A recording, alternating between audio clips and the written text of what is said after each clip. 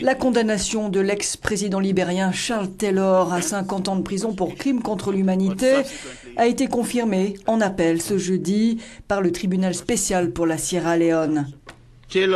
Les actes de Taylor n'ont pas seulement nui aux victimes des crimes et à leurs proches immédiats, a dit le président de la Cour, mais ils ont alimenté un conflit qui est devenu une menace pour la paix et la sécurité internationale dans toute la région ouest-africaine.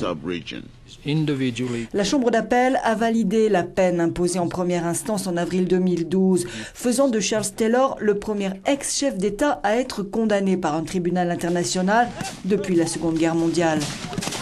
Sous le coup de 11 chefs d'inculpation, il avait été reconnu coupable d'avoir soutenu une campagne de terreur visant à obtenir le contrôle de la Sierra Leone en fournissant des armes, des cigarettes, de l'alcool aux groupes rebelles grâce au trafic de diamants. Images d'enfants soldats réquisitionnés de force et de civils amputés resteront dans toutes les mémoires. La guerre civile qui a secoué la Sierra Leone entre 1991 et 2002 est l'une des plus cruelles de l'histoire africaine récente, avec 120 000 morts, des milliers de civils mutilés, autant de déplacés. La liste des atrocités commises par les combattants, souvent drogués, est longue.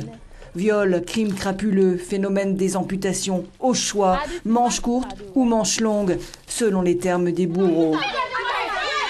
Des atrocités dont la Sierra Leone garde les traces, bien visibles encore aujourd'hui, et dont Charles Taylor a été reconnu comme la pièce maîtresse. Arrêté en mars 2006 au Nigeria, il avait été transféré de Freetown à La Haye pour des raisons de sécurité. Depuis, l'ex-dirigeant libérien clamait son innocence. Le jugement d'aujourd'hui marque la fin d'un procès qui dure depuis plus de 7 ans et sonne comme un avertissement aussi aux autres tyrans du continent africain.